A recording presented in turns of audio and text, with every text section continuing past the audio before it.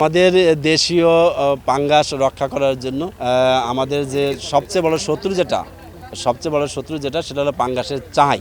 একটা চাইতে প্রায় 10,000 পাঙ্গাসের পোনা মারা হয় প্রতিদিন। এরকম প্রায় শতাধিক পাঙ্গাসের চাই প্রতিদিন মনপুরা এই অঞ্চলে পড়ে। আমরা সেই চাইকে ধ্বংস করার জন্য আমাদের অভিযান চলতেছে এবং আমরা সর্বসাধারণকে নিয়ে মত বিনিময় সভা করতেছি যে সবাইকে সচেতন করার জন্য যে দেশীয় পাঙ্গাস যদি রক্ষা করা যায় তাহলে বর্তমানে যে 100 কোটি টাকার আমাদের দেশীয় পাঙ্গাসের মার্কেট আছে এটাকে 500 কোটি টাকা উন্নীত করা যাবে।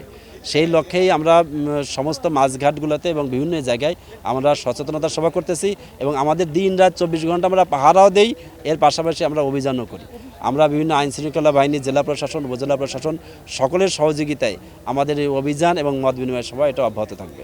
আমাদের আজকে আমরা 5টা পাঙ্গাসের চাই আমরা ধ্বংস করেছি আর 12টা পাঙ্গাস মারার জন্য যে খাবার ওই খাবারের মটকা বলে ওরা, ওই মটকা আমরা ধ্বংস করেছি।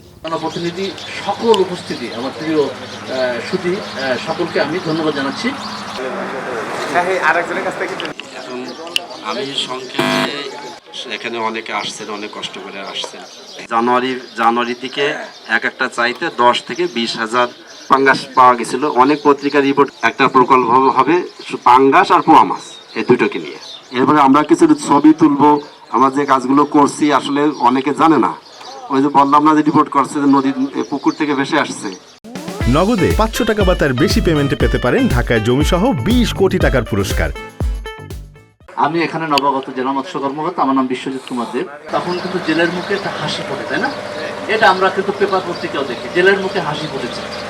যত বেশি পড়ে মুখের হাসিটা তত বেশি থাকে না?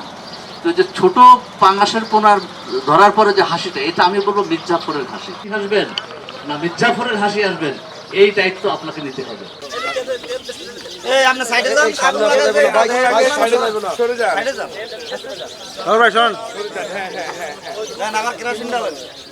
ভাই আপনি শোনেন,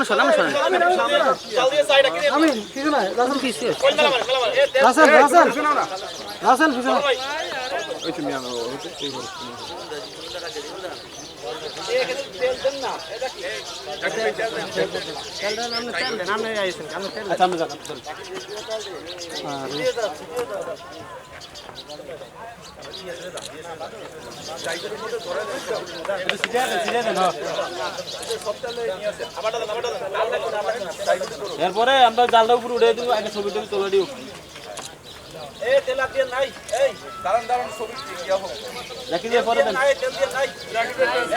শুকনো ধরে দেবো ঘর করে মাওলা